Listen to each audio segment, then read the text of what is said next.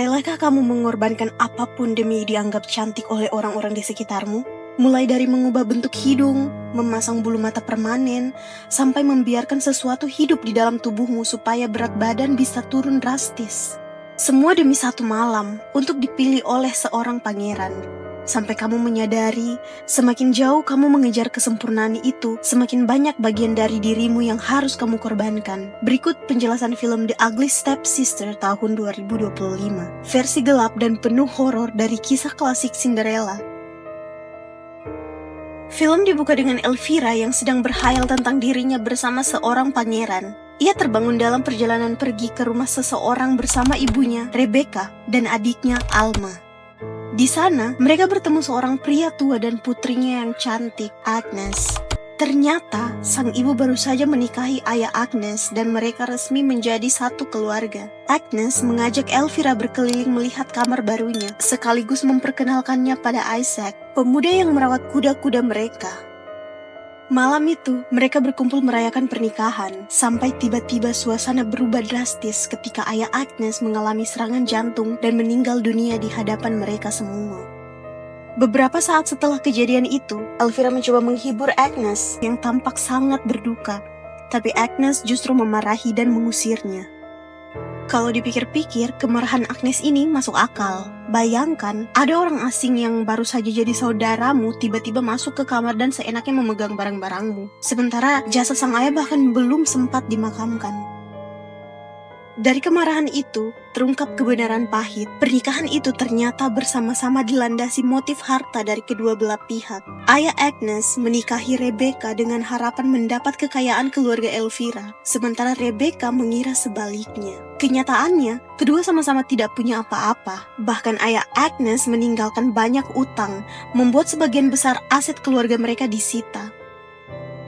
Di tengah keputusasaan itu, kabar gembira datang langsung dari istana. Pangeran Julian, sosok yang selama ini diidam-idamkan Elvira, mengundang seluruh perempuan bangsawan ke sebuah pesta dansa besar di kastil. Setelah Agnes, tanpa ragu, Elvira ikut mendaftarkan diri.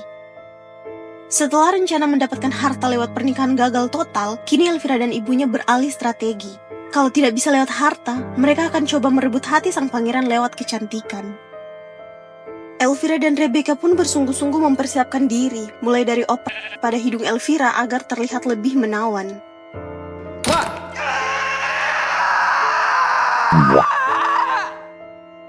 Malam harinya, Elvira merasa iri melihat adiknya bisa makan sepuasnya, sementara dirinya harus diet ketat. Pembicaraan beralih saat Agnes menanyakan kapan ayahnya akan dimakamkan, sambil mengeluh karena Rebecca justru lebih memilih menghabiskan uang untuk kecantikan Elvira ketimbang memakamkan ayahnya.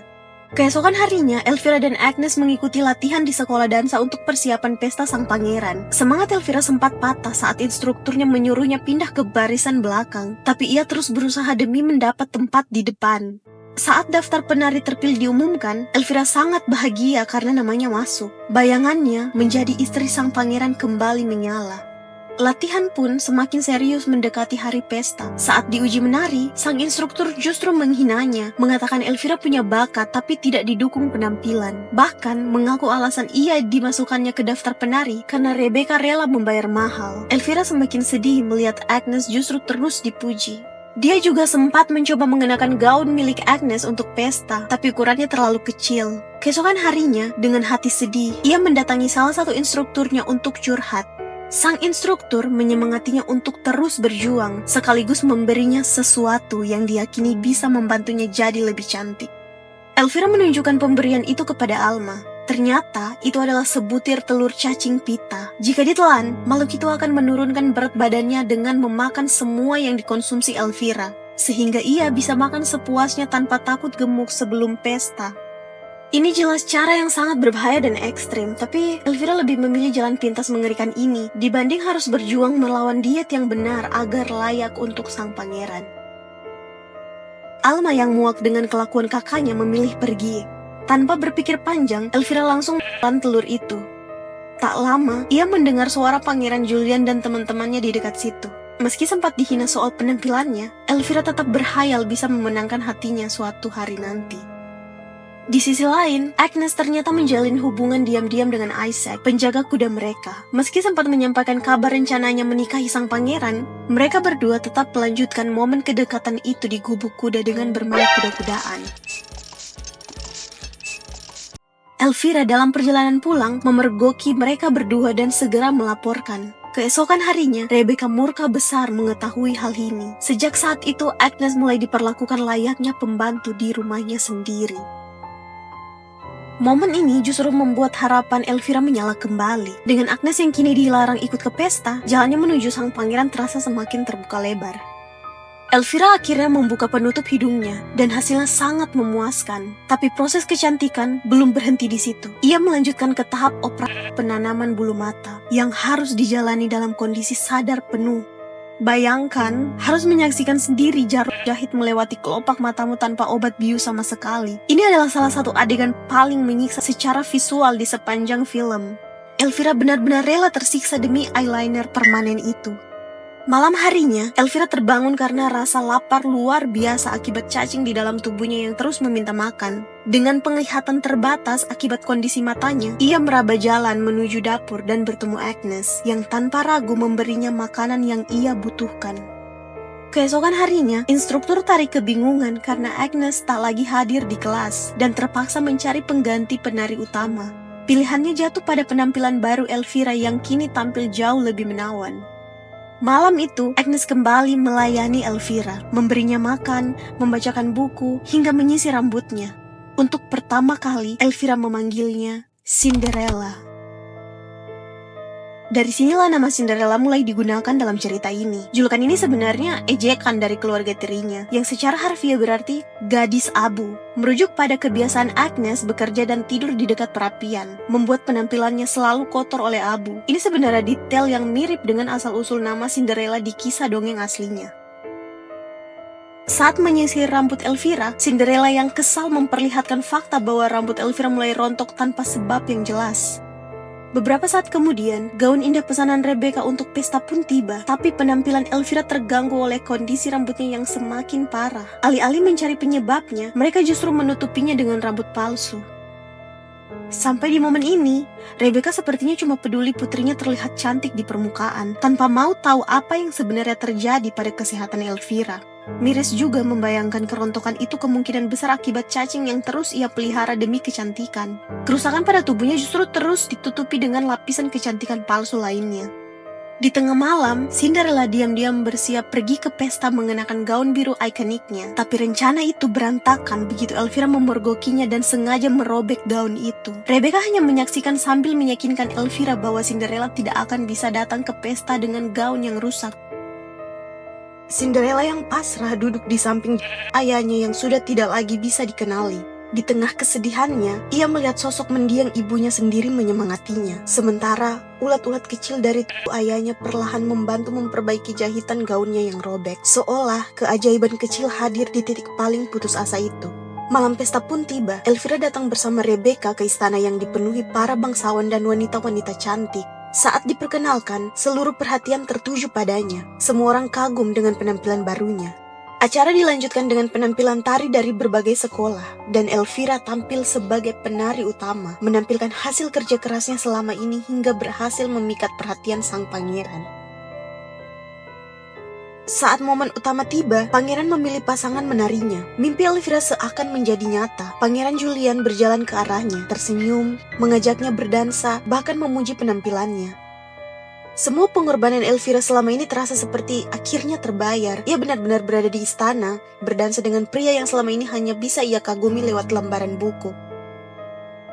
Namun, momen itu berubah ketika seorang wanita bergaun biru memasuki istana. Semua mata, termasuk sang pangeran, langsung tertuju padanya, dan Julian bergegas menghampirinya untuk berdansa bersama. Keadaan Elvira memburuk drastis saat rasa lapar kembali menyerang. Cacing di tubuhnya menuntut makanan setelah menghabiskan semua nutrisinya. Ia berlari ke dapur dan memuntahkan kecil dari cacing tersebut. Rebecca menariknya kembali ke pesta tanpa peduli kondisinya sama sekali, memperlakukan putrinya sendiri layaknya sebuah investasi yang tidak boleh gagal. Elvira terpaksa kembali ke lantai dansa dalam kondisi yang makin memburuk, terus berdansa dengan berbagai bangsawan, meski perhatiannya hanya tertuju pada satu orang, sampai ia menyadari wanita bergaun biru itu ternyata adalah Cinderella sendiri. Tepat tengah malam, Cinderella berlari keluar istana dan tanpa sengaja menjatuhkan salah satu sepatunya. Kelak, sepatu ini akan menjadi kunci bagi sang pangeran untuk menemukannya kembali. Sesampainya di rumah, Elvira yang murka langsung menyerang Cinderella dan merebut sepatu itu, menunggu kedatangan sang pangeran. Namun sepatu itu ternyata tidak muat di kakinya. Di titik ini, kira-kira apa yang akan dilakukan Elvira selanjutnya? Menyerah? Mencari sepatu serupa? Tidak, jawabannya jauh lebih ekstrim dari semua tebakan itu. Elvira memutuskan memotong sebagian jari kakinya sendiri agar bisa masuk ke sepatu itu. Alma yang menyaksikan pemandangan itu sangat terkejut dan segera menutup luka kakaknya. Ibunya datang dan juga terkejut dengan pemandangan mengerikan itu. Dia kemudian duduk dan membantu Elvira. Membantu jari-jari di kaki yang satunya. Sungguh ibu yang sangat suportif. Momen ini sebenarnya cukup membingungkan kalau dipikir lagi. Kalau tujuan Rebecca memang ingin mendapatkan koneksi dengan sang pangeran, kenapa mereka malah menjatuhkan Cinderella yang jelas-jelas sudah disukai sang pangeran dan sudah menjadi keluarga sah mereka sendiri? Kalau saja mereka mendukungnya sejak awal, bukankah mereka semua bisa ikut merasakan keberuntungan itu tanpa harus mengorbankan tubuh Elvira sedemikian rupa? Keesokan harinya, Elvira terbangun mendengar suara trompet pertanda kedatangan sang pangeran. Ia disambut pemandangan kaki sendiri yang sudah kehilangan jari-jari. Dengan kondisi menyedihkan, ia merangkak menuju sang pangeran, bahkan sampai terjatuh dari tangga dalam prosesnya. Rambut yang makin rontok, hidung yang rusak akibat terjatuh, kaki yang tak lagi berfungsi, gigi yang patah, dan rasa lapar yang tak tertahankan. Kini tubuhnya tidak bisa lagi menahan semua kerusakan itu. Ia hanya bisa menangis menyaksikan Cinderella akhirnya berhasil menikahi sang pangeran. Dalam bayangannya, untuk pertama kalinya, ia membayangkan sang pangeran memandang dengan marah dan menjauh. Mungkin inilah titik di mana Elvira akhirnya mengikhlaskan mimpi itu dan mulai menerima keadaannya yang sesungguhnya. Namun, mimpi buruk belum berakhir di situ. Warning, ini adalah adegan disturbing. Alma datang membantu mengeluarkan parasit yang selama ini hidup di kakaknya. Setelah meminum obat penawarnya, seekor cacing raksasa yang sangat panjang keluar dari tubuh Elvira, sampai Alma harus ikut menariknya keluar bersama sisa-sisa cacing lainnya. Ini salah satu adegan paling jangan makan sambil nonton sepanjang film. Membayangkan makhluk itu hidup di dalam seseorang selama berminggu-minggu benar-benar bikin merinding. Di adegan terakhir, Alma membawa kakaknya pergi meninggalkan rumah itu untuk selamanya. Film pun berakhir di titik itu.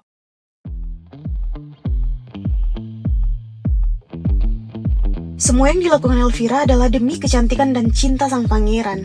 Operasi hidung, bulu mata tanpa bius, menelan parasit, sampai dengan sadar memotong jari kakinya sendiri. Benar-benar di luar nalar kalau dipikir ulang. Ironisnya, di akhir cerita, semua pengorbanan ekstrim itu tetap saja berujung kegagalan total. Film ini mungkin menyindir keras standar kecantikan yang terkadang membuat seseorang rela melakukan hal-hal di luar nalar demi mendapatkan validasi dari orang lain. Semoga kita semua tidak perlu sampai potong jari hanya demi masuk ke sepatu dengan ukuran yang salah ya. Pada akhirnya, cerita ini bisa menjadi pengingat bagi kita untuk selalu mencintai dan menghargai diri sendiri apa adanya, tanpa harus mengorbankan apapun demi memenuhi standar atau mendapatkan pengakuan dari orang lain.